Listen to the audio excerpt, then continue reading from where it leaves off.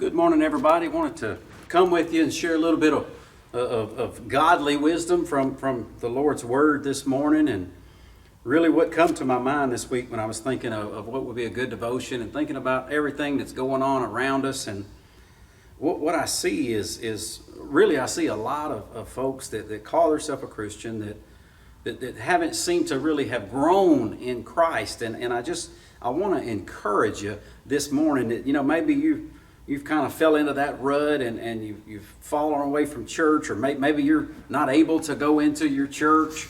But there are so many ways that we can get into the Word of God. But I want to share just a few verses of Scripture with you that talk about that we, as a Christian, are called to mature. And if we're not maturing in the Word, and the only way we're going to mature is in the Word, by getting in the Word.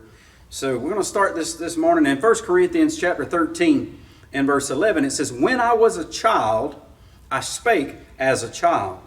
I understood as a child. I thought as a child. But when I became a man, I put away childish things." So there's one scripture that kind of, leads us to the fact that we need to mature. We if we're saved, whatever age that we're saved, and I didn't get saved till I was 23 years old. So at 23, I was a babe in Christ. I was a child in Christ. I kind of had a childlike mindset. And then I began to get the conviction and drawn to get into the Word and to grow, and never, ever had any dream that God would one day call me into the ministry. But I never was satisfied with just attending church or just saying I'm a Christian. I was felt that call to grow, and I truly believe anybody that is a Christian, the Lord is calling them to grow. So now we're going to look at 1 Corinthians, next chapter, over chapter 14 and verse 20. It says, "Brethren." So Paul here is talking to the people, the church of Corinth, and he says, "Brethren, be not children in understanding, howbeit," though, he says, "howbeit in malice be ye children, but in understanding be men." So he says, be not children in understanding. And then he says, but in malice. So, there's no one any more forgiving than a child. There's no one any more loving than a child. So he's saying here, in understanding, don't be a child, but in malice and things, there are things that we can learn from a child. But we need to grow. We need to grow up. So I want to look now in Ephesians chapter 4 and verse 14. Ephesians 4 and 14. A lot of good words here, and I encourage you, get in, read these whole chapters. We're just pulling out little parts, Ephesians chapter 4 and verse 14, that talk about this subject of us growing in Christ, us maturing in Christ. So Ephesians chapter 4 and verse 14 says that we henceforth be no more children, tossed to and fro, carried about with every wind of doctrine, by the sleight of men and cunning craftiness, whereby they lie in wait to deceive.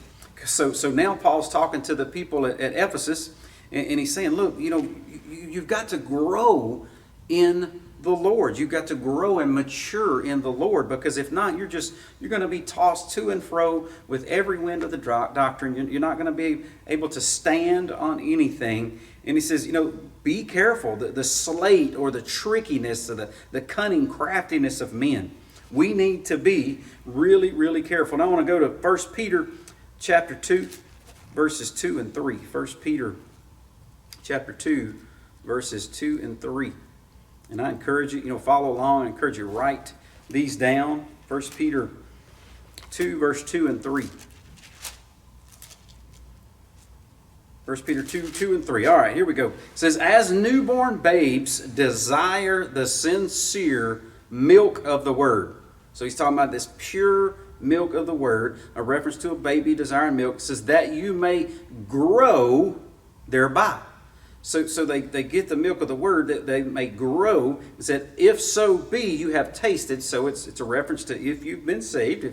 If so be you have tasted that the Lord is gracious. So we need to get into the word, and we need to grow into the word. Just like a newborn baby desires milk, but then they move on. Their appetites mature, their bodies mature, And if they didn't, that's an indication that there's a problem.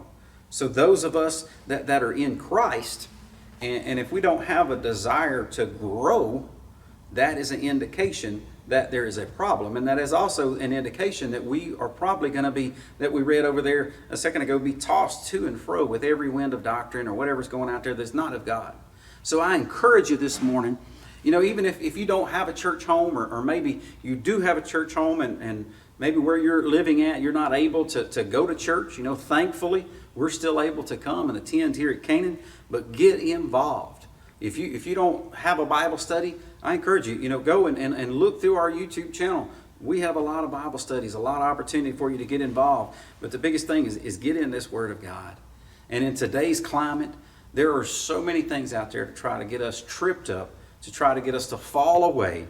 If we're not careful, we'll fall for those things. If we don't know the truth and study the truth, we talked about just the other day about knowing the truth last Friday, and the truth will make you or set you free, is what the Word of God tells us. So I encourage you this morning, get in the Word of God, grow for the Lord, and then get out there and serve the Lord.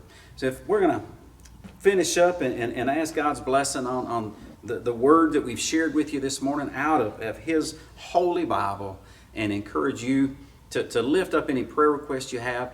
Put it down in the comments, send us a message. There's links to our emails, everything. Reach out to us. We'd love to be praying for you, praying with you, and anything that we can do to help you out. But the biggest thing is we want to help you get encouraged about getting in the Word of God and growing in Christ. And I promise you, He will bless your obedience there. Let's pray. Dear Heavenly Father, we come to you, Lord. We thank you, Lord, that we have at our fingertips, Lord, in so many different avenues, Lord, that we can access your Word, that we can get in it, we can study it, Lord. There's so many opportunities to grow in you. Lord, I'm praying and encourage each and every one that may hear this message, Lord, that if they're not part of a church, they're not involved in a church, I encourage them, Lord, that you'll convict their hearts, that they will get involved. Lord, that they'll begin to grow in you, begin to truly fall in love with you, Lord. And I pray for your blessings upon their obedience, their faithfulness, Lord. I lift up any requests, Lord, that may be out there. Lord, pray that they will lay those at your feet. They will pray for your will to be done. Lord, we thank you. Lord, we thank you most of all that you sent your Son, Jesus Christ, to die on a cross, Lord, so that if we just believe that we will not perish, that we will have everlasting life with you, Lord, by accepting you as Lord and Savior. Lord, we thank you. We love you. We lift up our leaders in our community, Lord, in our state and in our nation, Lord. We pray that they will look to you for direction, for guidance, Lord. In Jesus' name we pray. Who can love me like you do? I can be prone to wander, too full of pride sometimes. I don't make it easy to love this heart of mine. I can get so distracted, caught up in doubt and fear, but every time I think you've left me, you're still right here.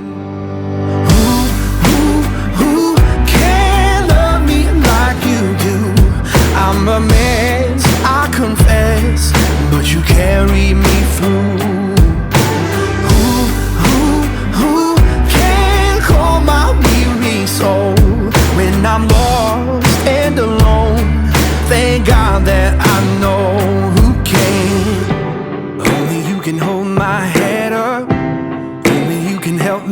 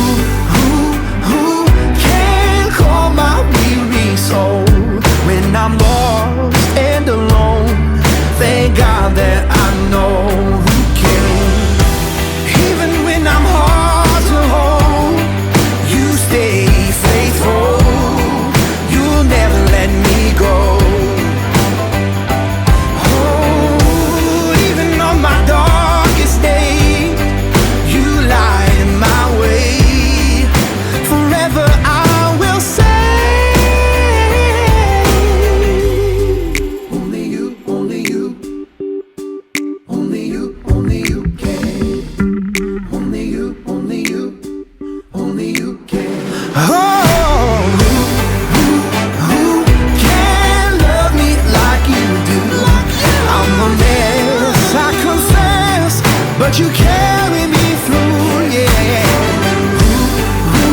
Who can calm my weary soul when I'm lost and alone? Thank God that I know when I'm lost and alone. Thank God that I know who cares.